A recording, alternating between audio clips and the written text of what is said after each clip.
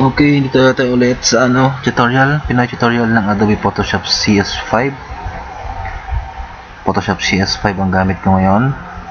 Kung paano tayo gumawa ng sarili nating style ito. Kapag bagong install lang ang application mo na CS5, Adobe Photoshop rather, may mga nakasave na dito dati na nakaprogram sa Adobe Photoshop, mga plugins. Plugins ba tawag doon? Okay, ito yung mga styles. Kung gusto mong gumawa at madagdagan itong mga to, ang sarili mong style talaga, madali lang. Just click text tool o kahit saan pero dito muna tayo sa text tool para makita natin. Ayan. Try natin ang numberings, mga number 25. Okay, ito na yung number 25 natin. Click the move tool para lumabas tong mga point, mga guides,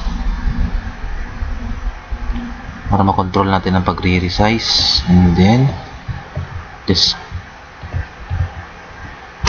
click para ma-drag natin to. Yan, para ma-size natin kaagad-agad na hindi na tayo nagta-type ng kanyang size dito. Ayan, ito yun, may size. Click lang natin itong mga guide, mga control sa gilid para may size natin kaagad. Okay, ito. So, ito na yung number natin, number 25. Kung makagawa tayo ng bago nating style na maisisave natin dito. Enter para nakaselect. Punta tayo ng layer style. And then, subukan natin itong stroke. Mag-stroke tayo ng itong stroke, ito siya. Papansin niyo yung stroke gaya nung sa mga nauna nating tutorial. Bago natin yung size para makita mo yung stroke. Ayan, black yung stroke niya, yung outline. Kung gusto mong ibahin yung kulay, gamit yung gray. Okay. And then kung ayaw mo ng color green, hindi mo na kailangan pang bumalik sa may text. Punta ka lang sa color overlay. Eto na siya, pwede mo nang baguhin. Gusto mo ng red o mas darker, black. Ayan, diba?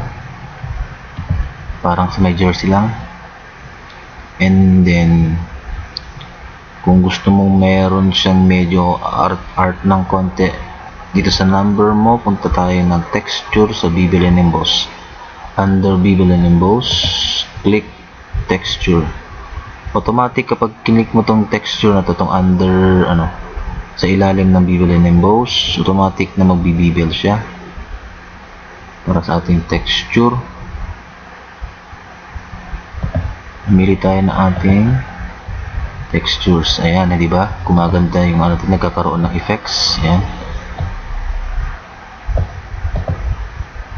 Okay. Stay muna tayo dyan sa pattern na yan. And then i-resize natin ng konti ang kanyang bevel and emboss. Size natin. Ayan. Ayan. Pakapalin natin ng gusto. Ayan. Soft para hindi mo ganong makita. Ayan. Ito yung heart nya, heart type. Ito yung size. Ito yung kanina. Para makita natin ng gusto, yung pagbabago, size natin. Ayan. Then kung gusto mo siyang lagyan ng outer glow, yung medyo nag-glow sa may side, click outer glow. Yung opacity niya, dahil white yung background, i-adjust natin to 100% para kitang kita yung color na yung outer glow color niya. And then tong blend mode, make it normal, change the color.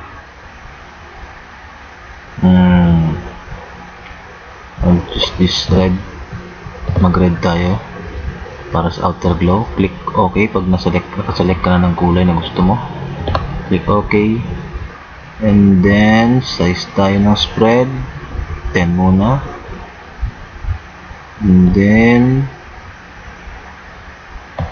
10 para sa kanyang size. Kung hindi mo siya makita, medyo parang walang nangyayari, size mo ba na, i-size mo lang yan, lalabas at lalabas yan. Ayan, nakadepende kasi minsan sa kanyang size nung font eh. Then ayan, kumikinang na siya as red. Ayan, there you go. Kung medyo parang pangit yung stroke niya, balik ka lang sa stroke, palitan natin yung stroke white, ayan, para mas light ng konti, mas makinang, mas magandang tignan, I mean, or light blue, pangit, pero kung maganda na sa yan, okay na yan, pero maganda na yan, para makita natin kung paano gumawa ng style. Okay, ayan, okay, try natin yan, click mo lang yung okay. And then ito na ngayon yung nagawa nating style. Ito. So pag ito na yung talagang gusto ninyo na ma-save na style, click nyo lang itong new style. And then ito na siya, may save na siya. Wala ka nang ibang i-click dito, hayaan mo na itong mga to. Click OK. Ayan. And then OK. Ito na ngayon yung ating style. Ito na yun, 25. May bago na tayong style ngayon na nakasave. Magagamit natin ulit yan, kaya natin isinisave kasi para magamit ulit natin sa ibang project natin na gagawin. For example, mag-type tayo ng pangalan. Kung ang pangalan mo is Samson, wow, makaluma, click move tool para mailipat natin siya. Ayan, click mo lang itong mga guide sa tabi, sa mga corner nya, click enter, and then click this. O, ayan na siya, 25 Samson. Magagamit natin siya ulit, ganyan lang kasi simple. Okay, gamitin natin siya ulit, Samson. Gawin natin Delilah naman para sa babae.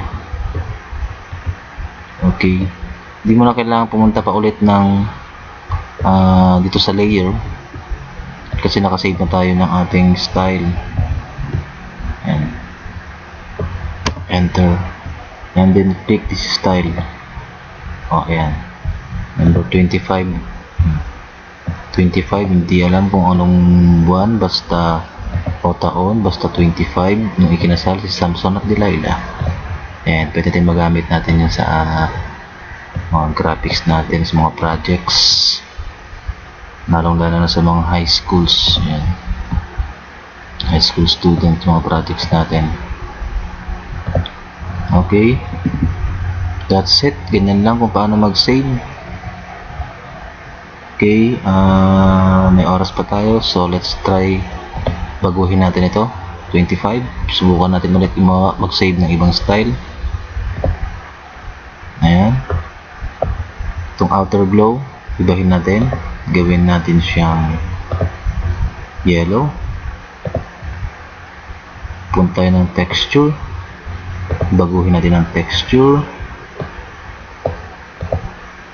Ito, or this one, kahit saan dyan, kung saan nyo mo gusto.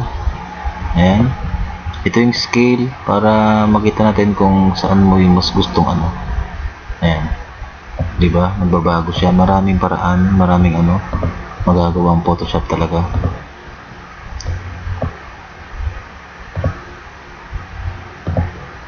Ayan, dyan muna tayo. And then yung stroke, yung sa may outline nya, gawin natin black, or kung ano yung desired na color na gusto mo. 25, blue.